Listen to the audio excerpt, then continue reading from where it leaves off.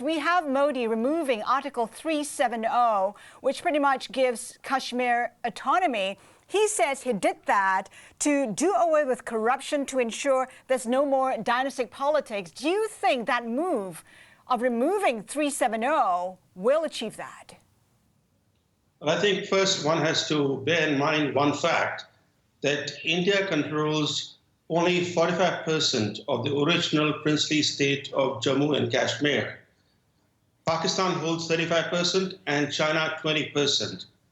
Pakistan does not provide special powers and privileges to the part of Jammu and Kashmir that it holds. And as far as China is concerned, its part of Jammu and Kashmir is very poorly populated. There are only a limited number of people who live there.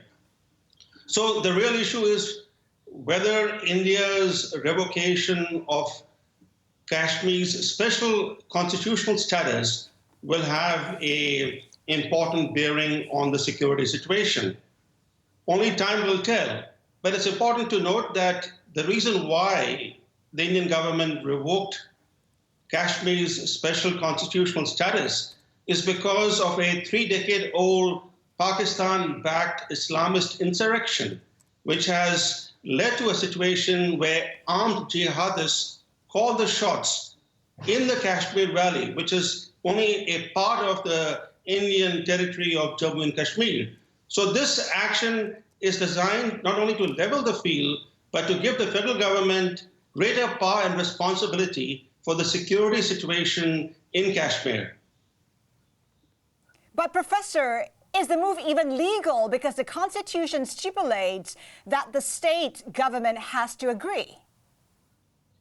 Well, the constitutional provision providing special powers and privileges to the Indian part of Kashmir was brought into force in 1954, years after Kashmir acceded to India, and was done without any parliamentary approval. So its revocation from a legal and constitutional standpoint is pretty sound. I don't think the legal challenge to this particular revocation what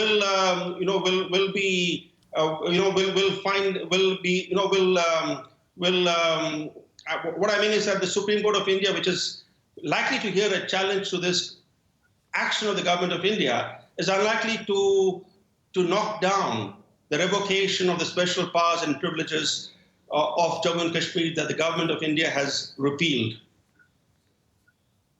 500,000 troops are said to be in Kashmir, and they have locked down the whole state right now. When do you expect that lockdown to end, and what will happen after that? Because the legal challenges notwithstanding, there's a lot of discord with regards to this.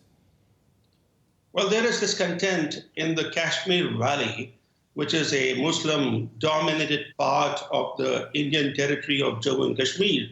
That part is only 15% of the now dissolved state.